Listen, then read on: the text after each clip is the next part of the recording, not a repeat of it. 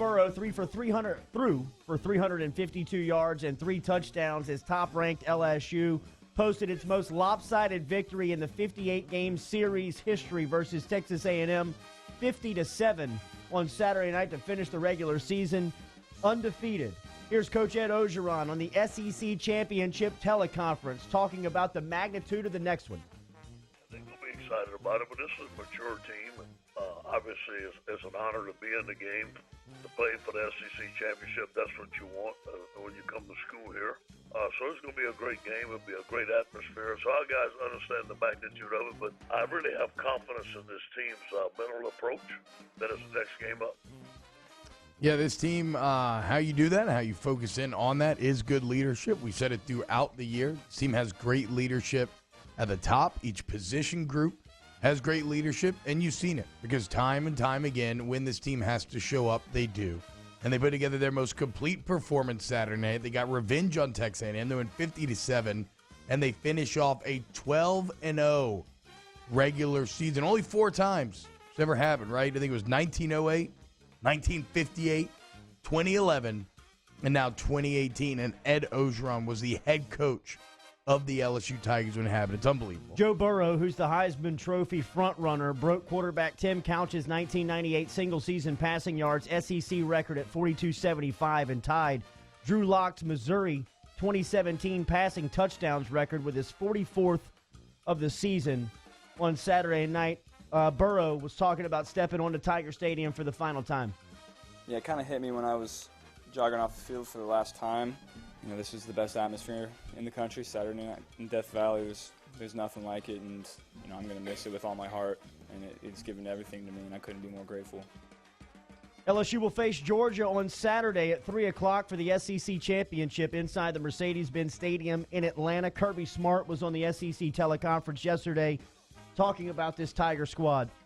You know, we've had overlap tape with the Auburn and Florida games. They've got a very complete team. They've obviously had some guys injured and banged up on defense, but they've got a tremendous defense. They've got great athletes. We saw that last year when we played them. So it's not like there's a lot of weaknesses when you start talking about the caliber of program and the caliber of team that Ed's put together.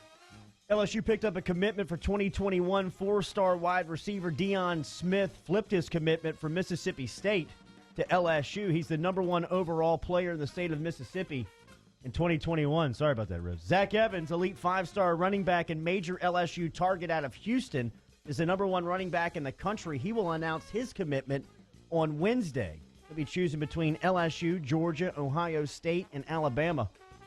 Speaking of Alabama, Auburn beat Alabama 48-45 in the Iron Bowl on Saturday. We'll wait to see how the College Football Playoff Committee reacts to rivalry weekend. Ohio State beat the hell out of Michigan 56-27.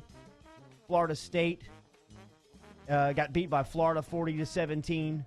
So some of the scores from rivalry weekend to react to. LSU basketball won their 4th straight consecutive home game as they defeated the Missouri State Bears by a score of 73-58 on Friday night. Darius Days led the way for the Tigers as he had a team high in points and rebounds with a double-double at 20 and 10. Emmett Williams had 14 points and 6 boards. Javonte Smart led LSU with a season-high 9 assists. He also had 6 points. Up next for the LSU Tigers, they'll face UNO, who you saw on Friday. They'll be in the PMAC on Tuesday. That's off the bench night. Did you guys know that? Sweet. Hell yeah, I knew that. I can't wait. Even though I'm going to be a bit at odds with myself here. To wear my LSU gear. I can't wait to see what Privateer recruiting gear. rules you break this year. Swords up. Yeah, that'll be the day before Zach Evans commits, so we should probably not break that news on Tuesday night. I was at the. But tune in. I'm sure we'll skirt the rules somehow. I was at the Lakefront Arena Friday, and I watched this Privateer team. I've never seen this before. They beat the team by more than they scored, than the other team scored. So they won the game by 65, and Eureka only scored 60, 125-60. I mean, it's bad. Scrimmage. Yeah, basically. Saints return home to play the San Francisco 49ers this Sunday in the Dome. Sheldon Rankins was chosen by teammates as the Saints' 2019 Ed Block Courage Award for persevering through adversity. Persevering through adversity. Rankins returned less than 9 months after his torn Achilles in the playoffs. He's had 2 sacks and continued to help a run defense that ranks number 1 in the NFL since the start of 2018. Read a lot of words per day. That'll happen to you. Yeah, man, absolutely. Bengals Also, beat shout the out Jets to Rankins is the main point there. 22-6 yesterday. Well Jamal deserved. Adams had a total, had 1 tackle on the day. The Bills beat the Cowboys 26-15 as Trey White had 1 tackle for loss on Sunday. How about Devin White, the way he's starting to play? They beat the Bucs beat the Jags yesterday 28-11. Devin White had 7 total tackles, 5 of them solo, recovered a fumble, had an interception, and scored a touchdown. Leonard Fournette had 14 carries for 38 yards, 9 catches for 53. He also had a tackle, and DJ Chark had 2 catches for 47 yards. Big day for Darius Geis yesterday. Geis with 10 carries for 129, 2 receptions for 8 yards. He scored 2 touchdowns. In that game, Eric Reed had 7 total tackles and a sack. Dante Jackson had 2 total tackles as the Redskins beat the Panthers 29-21. The Steelers beat the Browns yesterday 20-13. Jarvis had 6 catches. Odell had 3 catches. Dolphins beat the Eagles 37-31. Duke Riley had 3 total tackles. Jalen Mills had 3 solo tackles on the day. Davin Gottschall had 2 solo tackles as well. The Chiefs beat the Raiders yesterday afternoon in Kansas City. Foster Moreau had a catch for 15 yards. Darrell Williams had a touchdown on a catch. Tyrann Mathieu had an interception. And last night, as the Texans beat the Patriots 28-22, Barkevious Mingo had 2 total tackles on the night for the Texans. The New Orleans Pelicans fell to the Thunder on Friday night, 109-104. And on Sunday, Chris Paul, who was in Tiger Stadium on Saturday night, taking in LSU Texas A&M, had 16 points as the Oklahoma City Thunder beat New Orleans last night, 107-104. Pelicans will return home to host Dallas on Tuesday night. Luka Doncic with a huge night versus L.A. last night. Yeah, remember how cool it was when the Pelicans won 2 in a row and they were 6-9. Some of the A seed. They've lost 5 in a row.